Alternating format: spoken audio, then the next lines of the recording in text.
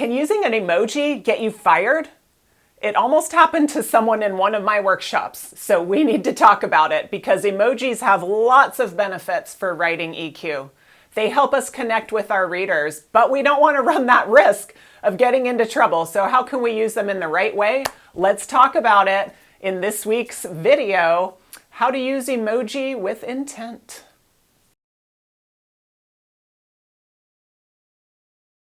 All right, so yes, I worked with someone who almost got fired. She got threatened with firing. What was the reason? She was using emojis in her business emails with her supervisors.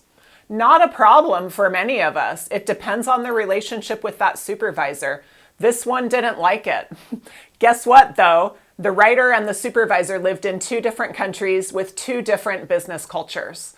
And so the answer to whether or not to use an emoji comes down to the same thing it always does in writing. It depends on who's reading it. It depends on your situation. All right, let's get to work.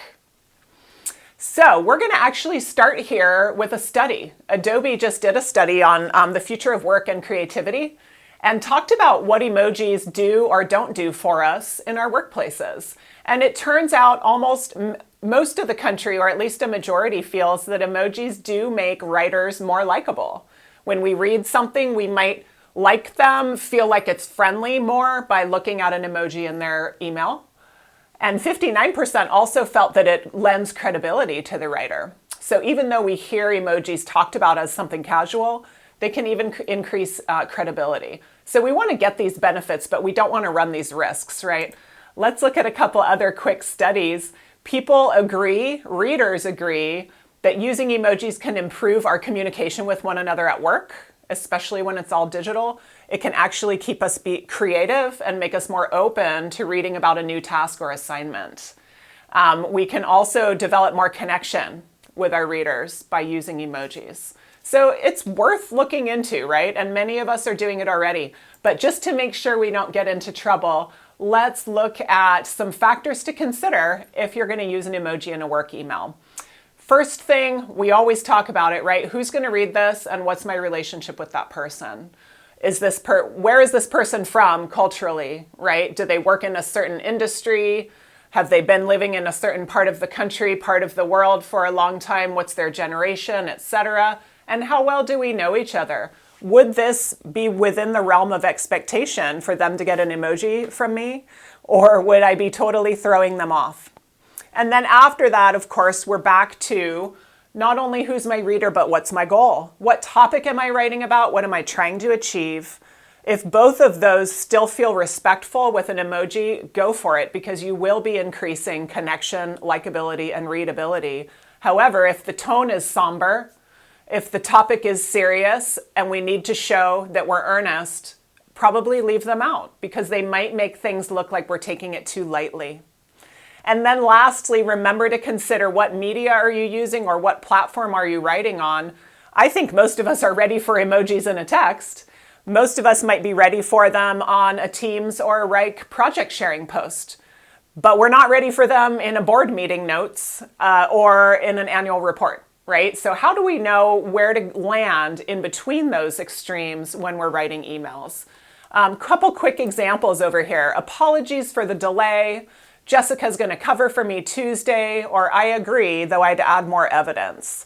You can see in each of these, the emoji is doing its job. It's adding that layer of, hey, reader, here's how I feel about this. I am bummed that I was delayed. I'm so psyched that Jessica can fill in for me Tuesday. And I'm still happy about the work we're doing, even though I'm suggesting that you add more evidence. That is the purpose of an emoji, to give tone, to give the underlying emotion if we're worried that it didn't come through in the words. I would use any of these. However, there would be scenarios in which I wouldn't. If my delay caused something very serious to happen, it might take more than a sad face to make up for that. If I work at Cold Stone Creamery and I'm missing my shift because I have to do something with my kids and Jessica's going to fill in, great. Maybe I know my supervisor well and I can text that message with a cool emoji. But let's say it's me and I'm saying, hey, I'm going to do a big talk for you in Massachusetts. I'm going to travel over there and do a big talk. but then that day I realize I can't, and I just text Jessica's going to cover for me. No, right? That would be too extreme. So it's situational. And even the last one, yeah, it's nice to add that smile to say I'm not trying to be aggressive by asking for more evidence, but it might not be necessary. Or again, if it were a very serious topic, we might stay away from it.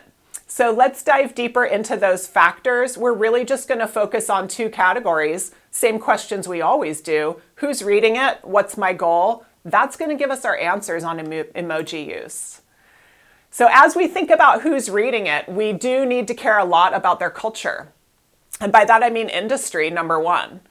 When I write to people who work in, say, patent law, finance, I do not see a lot of emojis. I do see a lot of traditional styles of writing, and that is a message to me that emojis probably won't fit in right now. Generationally, we'll see in a moment, different generations have slightly different feelings about emojis, although for the most part, we're all on board with using them in the right situation. But regionally too, the person I mentioned at the beginning of this video she was a French woman. She had moved from France to work at the American site of her French company. And when she took on these American norms of using emojis in business writing, her French boss back home did not like it. So we do need to consider what is considered normal, what is considered respectful in different cultures. And just to add a little data beneath that, we do see that 71% of us are willing to use an emoji in a work-related setting, but more of Gen Z and millennials and X than boomers. Okay, so that makes sense, right? Emojis came along later, so more recent generations are using them more often. What I found interesting was that many Gen Z writers and readers felt like if they used emoji, it would increase the likelihood to get a positive response back. Meaning if you're going to do an ask, maybe pop an emoji on there and you get a little bit more compliance or positive response to your ask. I thought that was pretty interesting. Again, as long as it's in the right situation and not about a somber topic. So speaking of that, let's consider the topic, the situation. We'd want to think ahead. What emotions are associated with this topic? If I'm writing about something everyone is taking very seriously, I don't want to look like I'm dismissing the topic by putting some happy faces all over the place. But if levity, excitement, joy are associated, then definitely we can go to town with a couple emojis there. And then we'd also want to consider what looks respectful to different industries, age groups, cultures, right? And if we work somewhere with a strong hierarchy, that there's really the people at the top like to kind of keep a separation. And there are countries and cultures who have different levels of that, right? If we're in a hierarchical setting, it's probably a little riskier because some people may feel it's not respectful because it seems too familiar and casual. So something to keep in mind.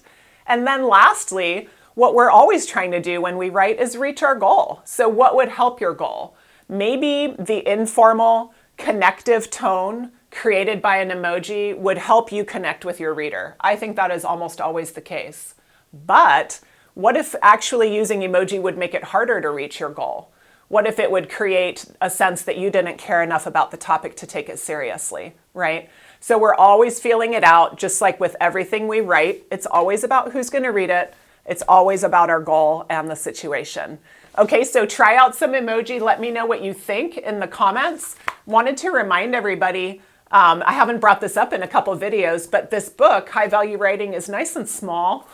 It's full of examples. I'd love for you to check it out to kind of get a refresher on a lot of what we've been talking about here on the channel. So you can pick up this baby at Amazon and other large booksellers. All right, have a good one. I'll talk to you soon.